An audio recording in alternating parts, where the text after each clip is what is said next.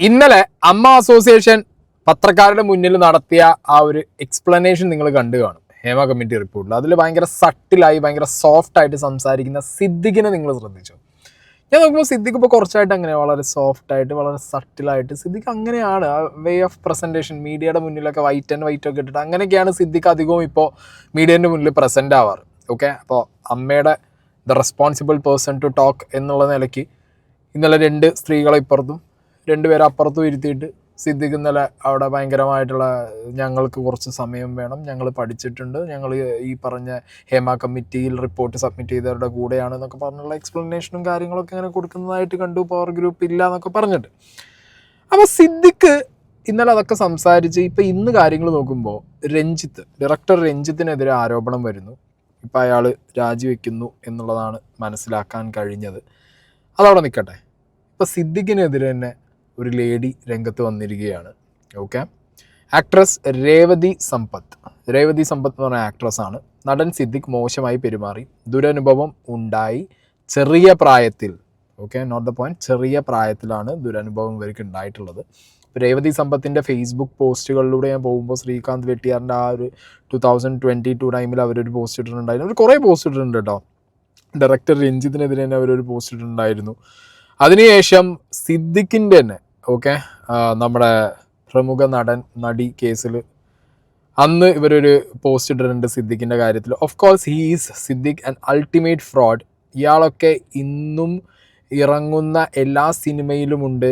ഇങ്ങനെയുള്ളവന്മാരെയൊക്കെ കല എന്ന ഇടത്ത് നിന്നും എടുത്തെറിയേണ്ട സമയമൊക്കെ എത്രയോ കഴിഞ്ഞിരിക്കുന്നു. പല സിദ്ദിഖുമാർ ഇന്നും ആ ഇടത്ത് ആക്റ്റീവായി നിൽക്കുന്നതിൽ തന്നെ ആ ഇടം അത്രമാത്രം അബ്യൂസീവ് സ്പേസ് ആണെന്ന് മനസ്സിലാക്കാം.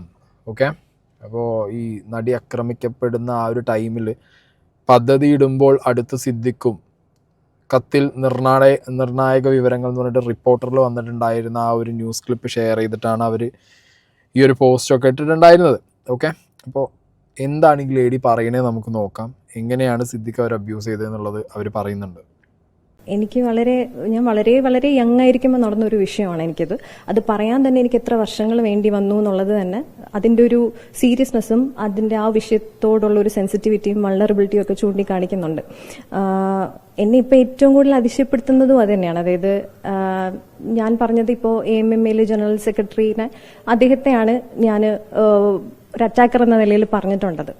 അപ്പം അദ്ദേഹത്തിന്റെ റെസ്പോൺസും ഇപ്പം നിലവിൽ വന്നുകൊണ്ടിരിക്കുന്ന റെസ്പോൺസൊക്കെ എന്നെ ഭയങ്കരമായിട്ട് അതിശയിപ്പിക്കുന്നു എന്ന് ഞാൻ പറയുന്നില്ല. ഒബ്വിയസ്ലി അവർക്ക് അങ്ങനെ ബിഹേവ് ചെയ്യാൻ പറ്റുള്ളൂ, ബിക്കോസ് അതുകൊണ്ടാണല്ലോ അവർ അബ്യൂസസ് എന്ന് നമ്മൾ വിളിക്കുന്നത്.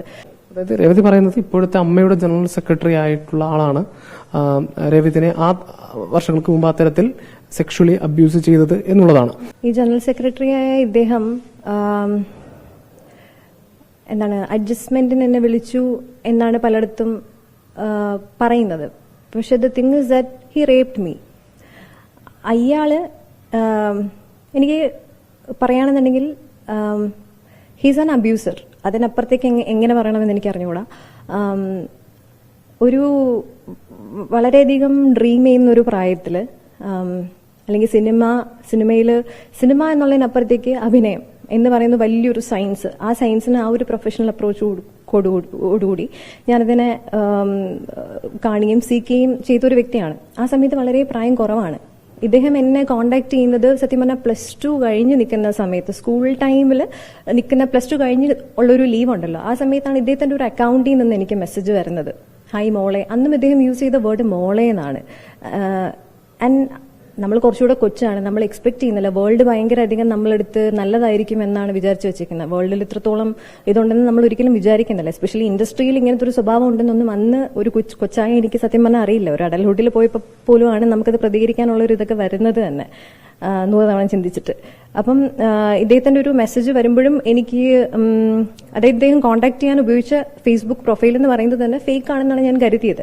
പിന്നെ ലേറ്റർ ഓൺ ആണ് മനസ്സിലായത് ഓക്കെ അത് ഫേക്ക് അല്ല, അദ്ദേഹത്തിന്റെ അക്കൗണ്ട് തന്നെയാണ്. അതേ അക്കൗണ്ട് തന്നെയാണ് അദ്ദേഹം പല സ്ത്രീകളോടും സിമിലർ അപ്രോച്ച് കാണിക്കുന്നത് എന്നുള്ളത് പിന്നീട് എനിക്ക് മനസ്സിലായി. അപ്പോ ആ ലേഡി ഉപയോഗിച്ചത് കേട്ടല്ലോ, ഹി റേപ്ഡ് മീ. മനസ്സിലായോ? അപ്പോൾ അതിൻ്റെ ഇൻസിഡൻസ് ഒക്കെ അവർ ഇങ്ങനെ പറയുന്നുണ്ട്. ഇനി അടുത്ത ക്ലിപ്പിലൊക്കെ ഞാൻ വെക്കാം എന്തൊക്കെയാണ് നടന്നതെന്നുള്ളത് അവർ പറയുന്നുണ്ട്. ഞാൻ ഈ ഹേമ കമ്മിറ്റി റിപ്പോർട്ടിൻ്റെ വീഡിയോസ് ചെയ്തു തുടങ്ങുന്ന ഒരു ടൈമിൽ തന്നെ, ഇപ്പോൾ കുറച്ച് ദിവസം മുമ്പ് ഇങ്ങനെ തുടങ്ങിയ ടൈമിൽ തന്നെ, അല്ലെങ്കിൽ അതിക്ക് മുമ്പും കുറച്ച് പേരുടെയൊക്കെ ഇങ്ങനത്തെ കാര്യങ്ങളൊക്കെ ഇപ്പോൾ സോ കോൾഡ് ഗോസിപ്സ് എന്നൊക്കെ നമ്മൾ പറയുമല്ലോ, ആ ഒരു രീതിയിലൊക്കെ പറയുമ്പോൾ എപ്പോഴും ഞാൻ നോട്ട് ചെയ്തിട്ടുള്ള ഒരു പേരാണ് സിദ്ദിഖിൻ്റെ പേര്. ഓക്കെ, പലരും ഇപ്പോൾ പറയും മകൻ്റെ മരണം, ഓബിയസ്ലി കുറേ കാര്യങ്ങളുണ്ട്, ഒരാളുടെ ലൈഫിൽ കുറേ വേദനകൾ സംഭവിക്കുമല്ലോ. പക്ഷേ ഞാൻ ഗോസിപ്പ് എന്ന് പറഞ്ഞ് കേട്ട പല കാര്യങ്ങളിലും ഈ ഒരു പേരുണ്ട്. ഇപ്പോൾ ഈ ലേഡി പറയുന്ന സമയത്ത് ഈ ചാറ്റിൻ്റെ കാര്യം പറയുന്നുണ്ട്. റീസെൻ്റ്ലി എന്ന് പറഞ്ഞു കഴിഞ്ഞാൽ ഈ ഹേമ കമ്മിറ്റി റിപ്പോർട്ടിൻ്റെ വീഡിയോ ചെയ്തു തുടങ്ങുന്ന സമയത്ത് തന്നെ someone contacted me. അതൊക്കെ ഞാൻ ലേറ്റർ ഓൺ പറയാം ഇനി, കാരണം എനിക്ക് അതിൻ്റെ കാര്യങ്ങൾ കൈ കിട്ടണമല്ലോ. സ്ക്രീൻഷോട്ടും കാര്യങ്ങളൊക്കെ ഉണ്ട്, മെസ്സേജ് അയക്കാറുണ്ട്. ഓക്കെ, അപ്പോൾ നമുക്കത് കംപ്ലീറ്റ്ലി ഇപ്പം പറഞ്ഞ് കേട്ടിട്ടേ ഉള്ളൂ, പക്ഷെ അതിൻ്റെ കംപ്ലീറ്റ് ഡീറ്റെയിൽസ് കൈ കിട്ടിയാൽ എനിക്കത് പറയാൻ പറ്റില്ല. പക്ഷേ ഈ ലേഡി ഇങ്ങനെ ഈ ചാറ്റിൻ്റെ കാര്യമൊക്കെ പറയുമ്പോൾ, മോളെ എന്നൊക്കെ പറഞ്ഞ് ചാറ്റിൻ്റെ കാര്യമൊക്കെ പറയുമ്പോൾ, ഞാൻ അവിടെയും ഒരു ചാറ്റിൻ്റെ കാര്യമാണ് കേട്ടത്, ഈ സിദ്ദിഖിൻ്റെ. എവിടെയാണ്, ഏത് ലൊക്കേഷനിലാണ്, ഞാൻ ഇന്ന ലൊക്കേഷനിലുണ്ട്. ഓക്കെ, ഇത് എനിക്ക് പെട്ടെന്ന് കണക്റ്റ് ആവും, നിങ്ങൾക്ക് കണക്റ്റ് ആവാൻ ഭയങ്കര പാടായിരിക്കും, പക്ഷേ എനിക്ക് പെട്ടെന്ന് കണക്റ്റ് ആവും. ഇത് എന്താണെങ്കിലും ഇവർ പറയുന്ന അബ്യൂസ് അല്ല, ഈ റേപ്പ് മീ എന്നാണ് പറയുന്നത്. ബാക്കി കാണാം. അതായത് രേവതിയുടെ തന്നെ സഹപ്രവർത്തകരായ മറ്റു പല സ്ത്രീകൾക്കെതിരെയും ഇത്തരത്തിൽ അബ്യൂസ് ഉണ്ടായിട്ടുണ്ട് അദ്ദേഹത്തിന്റെ ഭാഗത്തു നിന്നും എന്നുള്ളതാണോ? മെസ്സേജും കാര്യങ്ങളൊക്കെ ഞാൻ കാണാറുണ്ട്. അവർ പേഴ്സണലി അവർ എൻ്റെ അടുത്ത് ഷെയർ ചെയ്യാറുമുണ്ട്. ഇത് എനിക്ക് മാത്രമല്ല ഇദ്ദേഹത്തിൻ്റെ നിന്നുള്ളത് എവിഡന്റ് ആയിട്ട് എനിക്ക് തന്നെ അറിയാം. പല കാരണങ്ങളുണ്ട് അവർക്ക് പ്രതികരിക്കേണ്ട. ഈ പറഞ്ഞ പോലെ പ്രതികരിച്ചിട്ട് ജീവിതത്തിൽ കുറേ വർഷങ്ങളും കുറേ സെന്റർ ചെയ്ത് നിർത്തിയിട്ട് കംപ്ലീറ്റ്ലി അറ്റാക്ക് ചെയ്ത് എങ്ങനെ ഇരിക്കും? അതിന്റെ ഒരു ബൈ പ്രോഡക്റ്റ് ആണ് ഞാൻ. കുറെ പേർക്ക് ഇവർക്ക് അറിയാവുന്ന, ഈ സിനിമ ഇൻഡസ്ട്രിയായിട്ട് ഇവർക്ക് അറിയാവുന്ന, റിലേറ്റ് ചെയ്ത് നിൽക്കുന്ന കുറെ പേർക്ക് കുറെ അനുഭവങ്ങളുണ്ട്. ഞാൻ പറയുമ്പോൾ ഇനി വരും ദിവസങ്ങളിൽ മേ ബി ഏറ്റവും കൂടുതൽ അങ്ങനത്തെ ആരോപണം വരാൻ പോകുന്നത് സിദ്ദിഖ്, മുകേഷ് അങ്ങനെ കുറച്ച് ആളുകളുണ്ട്, അവർക്കെതിരെ ആയിരിക്കും. എനിക്ക് എൻ്റെ മൈൻഡ് അങ്ങനെയാണ് പറയുന്നത്. കാരണം കുറേ കാര്യങ്ങളൊക്കെ നമ്മൾക്കും ഇങ്ങനെ നമ്മളോടും വന്ന് പറയും, പക്ഷെ നമുക്കതിന് ഞാൻ പറഞ്ഞല്ലോ ഒരു കറക്റ്റ് സാധനം കിട്ടണം, ഒരു തെളിവടക്കം കിട്ടിയാലേ നമുക്കും പറയാൻ പറ്റുള്ളൂ. വന്ന് പറഞ്ഞു പോയി, ഇത് 24/7 സാറ്റലൈറ്റ് ചാനലിലാവുമ്പോൾ അവർക്ക് ദേ ക്യാൻ ടെലികാസ്റ്റ്. ഇതൊക്കെ ഫേസ് കാണിച്ച് വന്നവർ കാര്യം ഐഡൻറ്റിറ്റി റിവീൽ ചെയ്തിട്ട് പറയുന്നവരാണ്. അങ്ങനെ ഐഡൻറ്റിറ്റി റിവീൽ ചെയ്യാൻ താല്പര്യമില്ല, പക്ഷേ ഇങ്ങനെ ഇൻസിഡൻറ്റ് ഉണ്ടായി ചേട്ടാ, എനിക്കും സംഭവിച്ചിട്ടുണ്ടെന്ന് പറയുന്ന ഒരുപാട് പേരുണ്ട്. അങ്ങനെയാണ് ഹേമ കമ്മിറ്റി റിപ്പോർട്ടിൽ പലരും പോയിട്ട് അവരുടെ സ്റ്റേറ്റ്മെൻറ്റ്സ് സബ്മിറ്റ് ചെയ്തത്, ഒരു സെക്യൂർ ആണ് എന്നുള്ള രീതിക്ക്. അപ്പോൾ ലൈക്ക് ബാഹ്യൂഡിങ് ആളാണ്. എനിക്ക് ഈ മെസ്സേജ് വന്നത് അതല്ല, ലൈക്ക് ഒരു അപ്രോച്ച്. അതിനൊക്കെ അപ്പുറത്തേക്ക് ഇദ്ദേഹം ഒരു കൊല്ലത്തിടത്തോളം, 1-2 കൊല്ലത്തിടത്തോളം ഇദ്ദേഹം കോൺടാക്റ്റിൽ മോളെ എന്നുള്ളൊരു കോൺടാക്ട് തന്നെയാണ് ഉണ്ടായിരുന്നത്. ലേറ്റർ ഓൺ അദ്ദേഹം എൻ്റെ ഡ്രീംസിനെ കുറിച്ച് അറിയുന്നു, പല വിഷയങ്ങളും. സോ എന്നെ സംബന്ധിച്ചിടത്തോളം ഇദ്ദേഹം നമ്മൾ ഈ ഫിലിമിൽ കണ്ടിട്ടുള്ള ഒരു ഫിഗർ മാത്രമാണ്, അതിനപ്പുറത്തേക്കുള്ള പേഴ്സണൽ കാര്യങ്ങളോ ഇതൊന്നും നമുക്ക് അറിയുന്നില്ല എന്നുള്ളതാണ്. സോ ഞാൻ മോഡലിംഗ് ആ ഒരു വർഷത്തെ ഞാൻ സ്റ്റാർട്ട് ചെയ്തു. ഞാൻ പതുക്കെ എൻ്റെ ഡ്രീംസ് അച്ചീവ് ചെയ്യാൻ ഓരോരോ സ്റ്റെപ്പ് വെക്കും തോറും ആണ് ഈ പറഞ്ഞ പോലെ ഒരു ഓപ്പർച്യൂണിറ്റി എന്നെ തേടിയെത്തുന്നതും. അങ്ങനത്തെ ഒരു ഓപ്പർച്യൂണിറ്റി ഫസ്റ്റ് ഓഫ് ഓൾ ഉണ്ടോ എന്നുള്ളത് തന്നെ അത് ഇദ്ദേഹം ആ ഒരു ട്രാപ്പിലാക്കാൻ വേണ്ടി മെനഞ്ഞെടുത്ത് വരണമെന്നാണ് ഞാൻ സ്റ്റിൽ ഇപ്പോഴും വിശ്വസിക്കുന്നത്. അങ്ങനത്തെ ഒരു ഓപ്പർച്യൂണിറ്റി എക്സിസ്റ്റ് ചെയ്യുന്നില്ല. ഞാൻ ഫസ്റ്റ് സിനിമയൊക്കെ ചെയ്യുന്നതിനും എത്രയോ വർഷങ്ങൾ മുമ്പേ ഉള്ള കാര്യമാണ് പറയുന്നത്. അപ്പം അതിനുശേഷം കൈരളി നില തിയേറ്ററിൽ പ്രിവ്യൂ, സുഖമായിരിക്കട്ടെ എന്റെ പ്രിവ്യൂ അദ്ദേഹം എന്നെ ഇൻവൈറ്റ് ചെയ്ത സമയത്ത് ഞാനത് കാണാൻ പോയതിനു ശേഷമാണ് നമ്മൾക്ക് ഡിസ്കഷൻ മസ്കറ്റ് ഹോട്ടലിൽ വെച്ചിട്ടാണെന്ന് പറഞ്ഞു. മസ്കറ്റ് ഹോട്ടലിൽ ഡിസ്കഷന് പോയി. അതുവരെ നമ്മൾ ഒരിക്കൽ പോലും ബാക്ക് ഓഫ് ദ ഹെഡിൽ നമ്മൾ വിചാരിക്കുന്നില്ല ഇങ്ങനെ അദ്ദേഹം ബിഹേവ് ചെയ്യുന്നത് നമ്മൾ വിചാരിക്കുന്നില്ല. അവിടെ പോയ സമയത്താണ് ഇദ്ദേഹം എന്നെ സെക്ഷുവലി അബ്യൂസ് ചെയ്തത്. തുറന്നു പറയുകയാണെന്നുണ്ടെങ്കിൽ 2 ദിവസം മുന്നേ ഞാനൊരു വീഡിയോ കണ്ടപ്പോൾ തന്നെ അതിനകത്ത് പറയുന്നുണ്ട് ഇതെല്ലാം ക്രിമിനൽ ആക്ടിവിറ്റീസ് ആണെന്ന് മിസ്റ്റർ സിദ്ദിഖ് പറയുന്നുണ്ട്. ഇത് ആരോട് ചെയ്താലും ഇതെല്ലാം ക്രിമിനൽ ആക്ടിവിറ്റീസ് ആണെന്നുള്ളത്. അങ്ങനെയാണെന്നുണ്ടെങ്കിൽ അദ്ദേഹത്തിന് എന്ത് വിളിക്കുമെന്ന് എനിക്ക് അറിഞ്ഞാൽ കൊള്ളാം. അദ്ദേഹം ഇത് കാണുന്നുണ്ടെങ്കിൽ എനിക്ക് അദ്ദേഹത്തിനോട് ചോദിക്കാനുള്ളത്, എനിക്ക് അങ്ങനത്തെ ഒരു ഓപ്പർച്യൂണിറ്റി അതിന് ശേഷം കിട്ടിയിട്ടില്ല. എവിടെയെങ്കിലും വെച്ച് കാണുകയാണെന്നുണ്ടെങ്കിൽ എനിക്ക് അദ്ദേഹത്തിനോട് ചോദിക്കണം, ഈ ക്വസ്റ്റ്യൻ ചോദിക്കണം, മുഖത്ത് നോക്കിയെന്ന് എനിക്കുണ്ടായിരുന്നു. നിങ്ങളൊരു ജെന്റിൽമാൻ ആണോ, അതോ നിങ്ങൾ പറഞ്ഞ പോലെ സോ കോൾഡ് ഒരു ക്രിമിനൽ പേഴ്സൺ ആയിരിക്കോ? ബിക്കോസ് ക്രിമിനൽ ആക്ടിവിറ്റി ആണെന്ന് അത്രത്തോളം അറിയുന്ന പോലെ അദ്ദേഹം സംസാരിക്കുമ്പോൾ എന്നോട് ചെയ്ത ഓരോ ആക്ഷൻസും 1 by 1, അത്രയും ക്രൂരമായിട്ടുള്ള ആക്ഷൻസ് 1 by 1 പറയുകയാണെങ്കിൽ ദെൻ അതിനെന്താണ് നിങ്ങൾ ടേം ചെയ്യുന്നതെന്ന് ആ വ്യക്തിയോട് എനിക്ക് ചോദിക്കണം എന്നെനിക്ക് അതിയായ ആഗ്രഹമുണ്ട്. ഓക്കെ, ആ ലേഡി തന്നെ എല്ലാം പറഞ്ഞിട്ടുണ്ട്, എവിടെ എപ്പോൾ എന്ത് സംഭവിച്ചു എന്നുള്ള ഡീറ്റെയിൽ ആയിട്ട് പറഞ്ഞില്ലെങ്കിലും കാര്യം കൃത്യമായിട്ട് അവർ പറയുന്നുണ്ട്. അവരുടെ ഫേസ്ബുക്ക് പേജ് എടുത്ത് നോക്കിയാൽ തന്നെ അറിയാം നിങ്ങൾക്ക്, അവർ കുറേ കാര്യങ്ങളിലൊക്കെ ഇതേപോലെ തുറന്ന് സംസാരിക്കുന്നുണ്ട്.